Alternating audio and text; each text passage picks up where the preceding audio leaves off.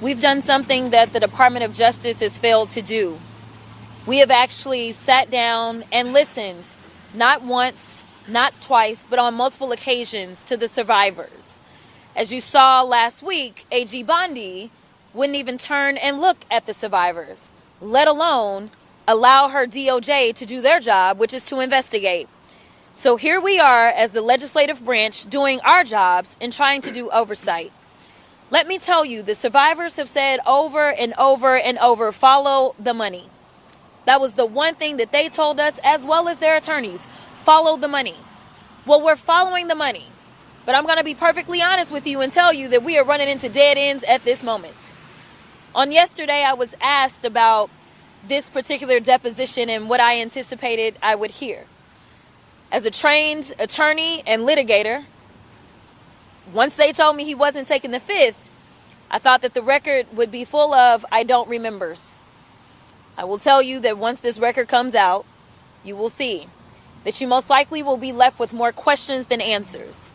It is almost inconceivable to be missing the amounts of money that are missing, and somehow Mr. Wexner have no idea. The other thing that I want you to pay attention to, because again, as a trained litigator, think about some of the themes that we keep hearing. We know that there were supposedly these fraudulent modeling agencies that were set up all over the country. And girls would go in thinking that they were going to get their chance at modeling. Victoria's Secret. We know Victoria's Secret was known specifically for their fashion shows. We know that there are reports of girls that went in thinking that they were potentially going in to model. These are not coincidences. There's two things that have been clear, is that there were always young girls seemingly looking for an opportunity to model, and there were always rich and powerful people on the other side, dangling a carrot, saying, I will give you the life that you're seeking. Yet ultimately, the stories are the same. They're stories of abuse. They're stories of trafficking at the highest level. And I will tell you one thing that was remembered for sure was when asked about Donald Trump and Epstein, and whether or not they had been in the same room and what that looked like. He didn't quite remember, but he imagined that, yes, that possibly happened, because he did remember that Donald Trump also would like to show up to the Victoria's Secret runway shows. Now, that was a little odd to him, he said, because Donald Trump was not engaged in fashion whatsoever. But he does recall that. He also said something that I feel like we've heard over and over and over, which is that Epstein liked to drop people's names. So he'd imagine that that may have been one of the names that he dropped.